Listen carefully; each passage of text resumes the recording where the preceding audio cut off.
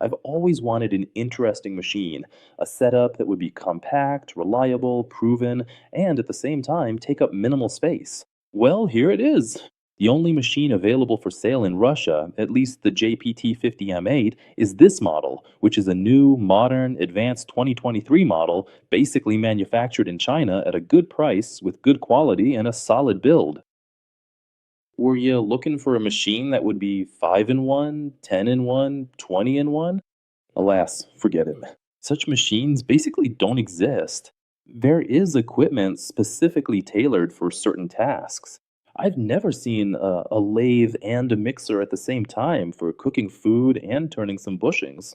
This equipment is professional from a fiber optic standpoint. That is, these are fiber optic markers or engravers. Engravers, because of the increased power, and you should also expect that there won't be a full blown mix here. Laser markers come in different designs. In our case, it's the compact desktop version. There are enclosed versions, a split type assembly system where the source block, power supply block, and control boards are separate. And there are, for example, compact portable versions that run on battery. The design can be absolutely anything. The main things to consider here are the wavelength and the fiber pumping principle itself. In our case, these will be fiber optic markers or engravers. Again, considering the variety of lasers, the principle of pumping the active substance, the design of the beam output, and the control of this beam, there's a whole bunch of varieties, and you can get confused. First, choose what you're going to do, and then get the appropriate equipment for that line of work. Again, from my experience, I'll suggest the following. There's a machine that can perform a certain type of activity or set of actions. Accordingly, we take this machine and plan what we're going to do based on it. Naturally, there's such a thing as a wish list. A wish list is always big. I want to work with wood, I want to work with axes, chairs, tables, acrylic casting. I want to engrave all of this, apply designs, do 3D, basically fly into space, and much more. Let's be realistic. At one point, I bought myself a single marker with a power of only 30 watts. This is already modern equipment. At that time, we thought a little differently, and I was able to start the process of engraving souvenir products, lighters, pens, various items, boxes, lids. That is, everything related specifically to metal or paint coatings. And it brought me a certain pleasure and a certain profit, which is what I'm doing now. Today we're going to talk about the JPT50M8 monoblock system. This system is available for order. We'll talk about its features, its properties, the specifics of how it differs from other machines.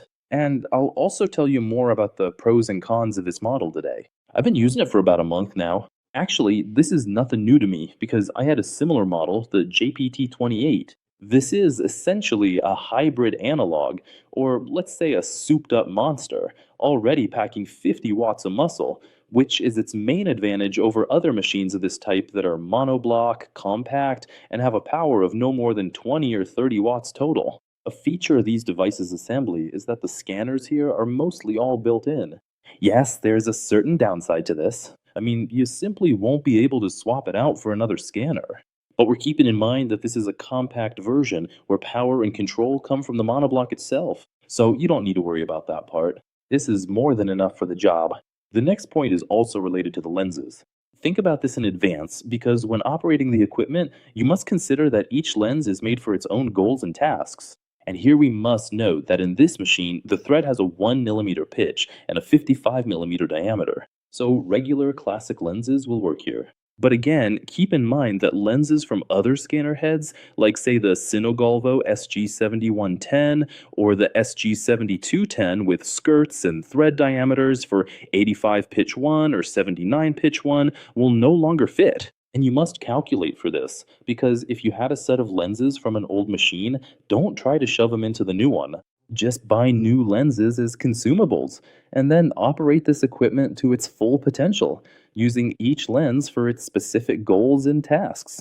There are no universal lenses. There's no such thing as standard lenses. People often tell me, like, oh, I want to buy a machine with a standard lens. Guys, lenses are always bought separately and mounted separately. Let's look at the connection interfaces on this equipment. It's all very simple. On the back, there's a USB Type-C connection, a 24-volt power output, and, well, there's a service port. Regarding the USB Type-C, you can use almost any cable from 1 to 5 meters long. The main thing is that it should be USB 3.0. As for the service port, it's also very straightforward.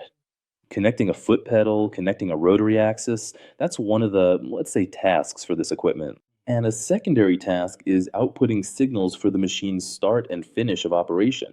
Such signals are used for automation in factories and organizations for marking, let's say, in a standard mode when using third party equipment, meaning your equipment runs the conveyor belt and triggers the machine itself. When it's finished, a signal is sent and the process repeats again. In my opinion, it's very convenient. I recommend it.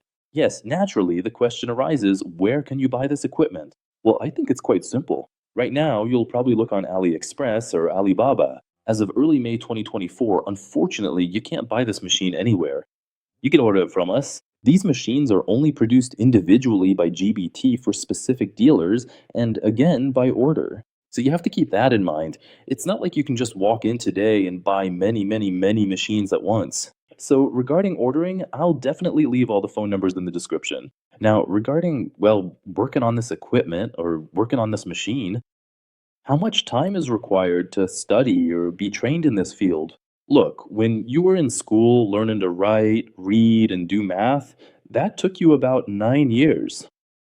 It's pretty much the same situation here, but everything is much simpler and shorter. It takes on average from 1 month to 6 months to study this subject. If, again, you buy a training course, then it will all go much faster and be more advanced. Again, you'll be able to find answers to almost all questions in the training course. And it's much easier than doing self study. I'll leave all the phone numbers in the description, man. Let's look at the option of how profitable it is to use this equipment or how profitable it is to buy it. Naturally, there are factors like, as they tell me, well, let's say the depreciation of this machine or the operating hours. Most companies state 100,000 hours. I'll say right away, this is the ideal time under ideal conditions with ideal operation of these machines. We won't consider such a figure because 100,000 hours is from the start of operation to total failure under certain conditions. Machines can't always work that long. Let's take real figures. That's from 2 to 10,000 hours. This is the best case scenario, the actual time that the machines can operate. But again, I repeat, provided that you operate it correctly and properly, well, maintain it. Next, consumables. There is zero here. Only the fact that you have an exhaust fan and electricity consumption is taken into account. That's it. Those are all the consumables. Moving on. How much product can you mark in a certain period of time? Let's consider classic engraving options for the same, like hooks, spoons. Let's take like knives and everything else. If we're talking about marking, this time is on average 15 to 20 seconds. So it turns out you can make roughly 2 items per minute. That's 120 items per hour. The depreciation cost of this machine is approximately up to 100 rubles. That is, marking one item costs only 1 ruble on metal, provided that you will almost never rub it off. So I think that's very cool. The second point, if you buy equipment or can afford to buy equipment with your own funds for yourself personally, for a hobby, for fun, then this means that you've already reached the level where you can afford to buy yourself a toy and pursue a hobby. A hobby has always been expensive. Flying quadcopters, paragliding, a yacht club, and all that. It all costs a lot of money. Owning expensive cars, it all costs a lot of money. But this is equipment that produces a certain product. And by buying yourself a machine for a hobby, you produce beautiful, decent, high quality products and understand that it's just for you. When you start demonstrating these items to the whole world, to all customers, they start buying it from you, and the hobby turns into a business. That's exactly the story I had when, at a certain point, I bought my first machine specifically for a hobby. Well, there was a dream to get into engraving specifically, and at that very moment, after 3 or 4 months producing items, engraving on lighters, on pens, on dog tags, on keychains, on amulets, it all inspired me. Showing these products to people, they wanted to buy them too. So think about it 10 times over what you'll use this machine for and if you really need it. Once again, the number for ordering will be in the description. The price until midsummer 2024 will be very good and current because we have a certain bonus from the dealer right now, so to speak, that we'll be taking advantage of.